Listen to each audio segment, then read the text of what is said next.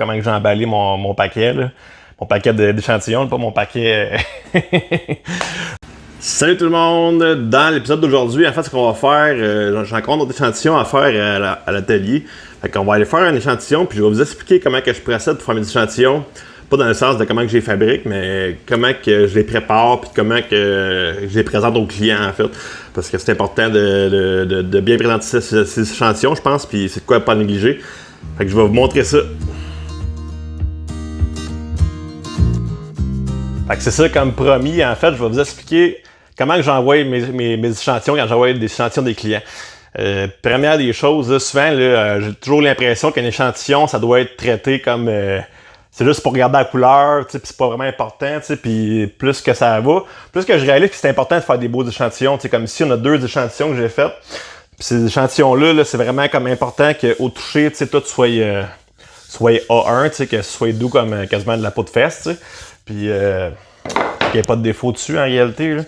Puis, on regarde comme celui-là. Dans le fond, c'est 2 couleurs. Le client, lui, il veut quand même avoir 2 couleurs. Une couleur plus pâle, puis une couleur moins pâle. Fait que, ça a l'air quasiment pareil, mais il y a une différence dans la teinture, là. Mais c'est ça. Fait que, puis après ça, même chose, là, pour ce qui est de l'emballage, en réalité, c'est important de bien emballer ça, de bien traiter ça, pour que ça fasse une belle impression au client, mais qu'ils reçoivent ça chez eux, que c'est pas juste comme... du bois dans une boîte, que ça soit bien emballé, que ça soit bien présenté, avec des cartes d'affaires, dans le fond, sur le dessus du paquet.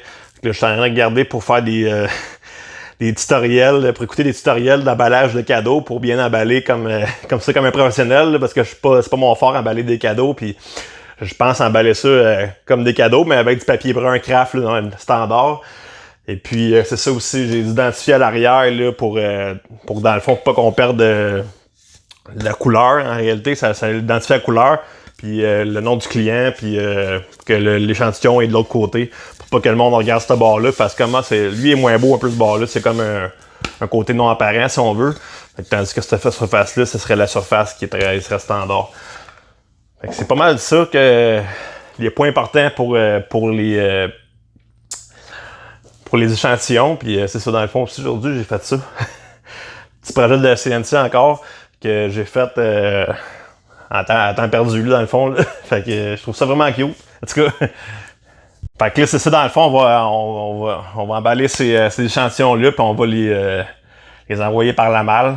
Puis, je vais vous montrer ça peut-être demain dans l'épisode un peu, là, comment j'ai emballé mon paquet, là.